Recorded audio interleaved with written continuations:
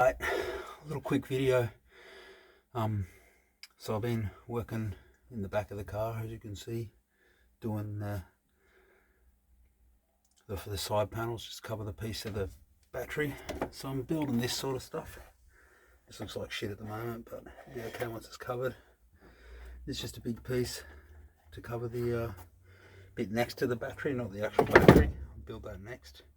What I'm had a mate donate me a few of these little bad boys.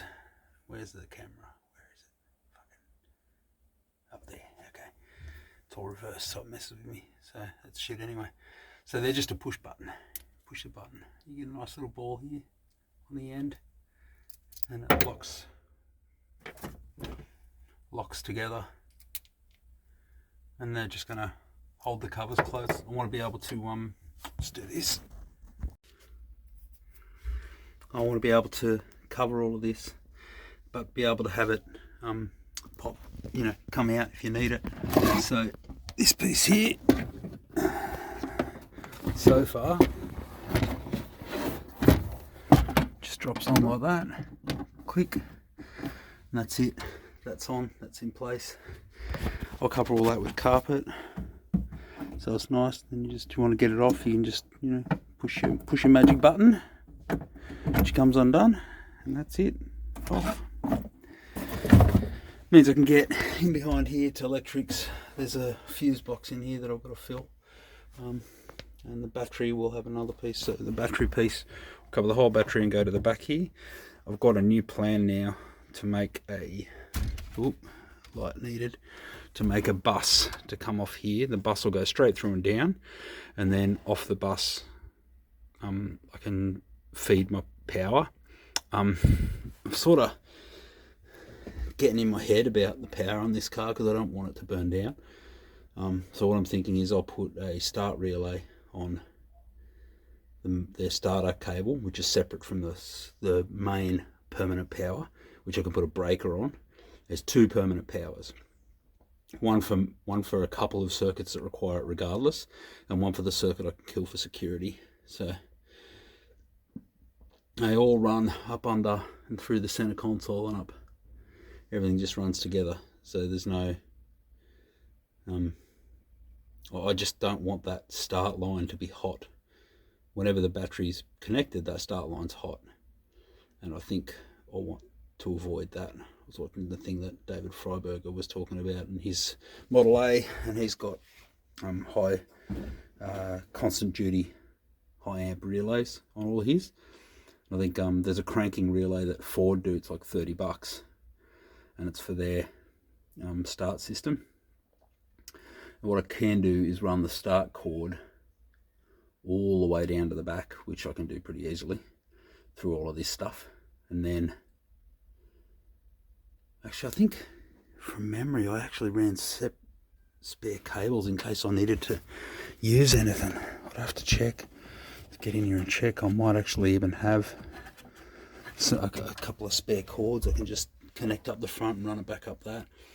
And then what it does is it'll actually switch the start solenoid at the back here. So it's not start solenoid, the start relay at the back, which will then make the start cable hot. So I don't know, I might try that. All that can sit in here.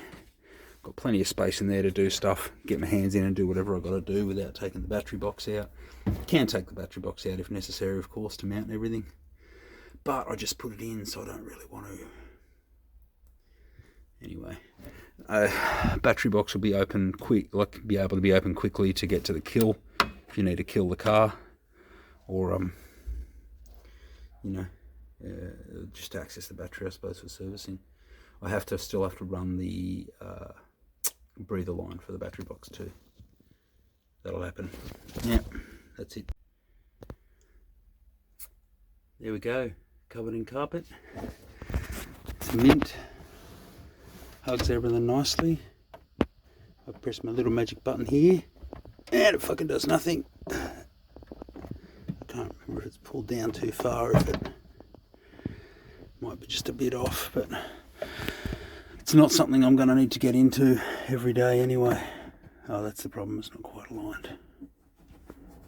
Alright, cock around with that a bit, get it fixed so that it aligns properly, but easy enough. Looks good. These are super cool. Just, you can see, I can barely see it. It sits nice and flush. You just press your button and that's it, it comes undone. All fixed and working. There's actually an adjustment in the back of these. You can make them go down tighter or less tight. So I just had to adjust it so that it fits right. That sits really nice, tight, not going to rattle, covers everything, doesn't restrict the movement of the seat belt from the reel that's behind there.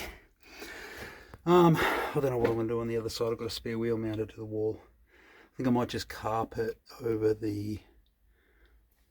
You have to have a look. This side here, don't know how much of this we can see. Nothing. Basically I want to have a removable toolbox if I can. Make a big piece that just sits right in under here. It just holds a bunch of tools. It can be a weird shape, it doesn't matter. Just wanted to hold stuff like a scissor jack and just general stuff for emergency stuff on the road. If I can fit it all under here, because that's going to be blank space pretty much. Above here is the seatbelt reel. I just need to, I don't know if I want to box that in or if I just want to sort of carpet around it. This side's boxed in obviously with the new piece I just made, but that's to cover electrical stuff too. I don't know, shenanigans. Get this side done first and then I'll fuck around and look at the other side. All that up there, I'm just going to cover in carpet. I'm just going to cut a piece and cover the whole thing. Because I'm beyond giving a shit and it doesn't really matter up there. That's all. Bye.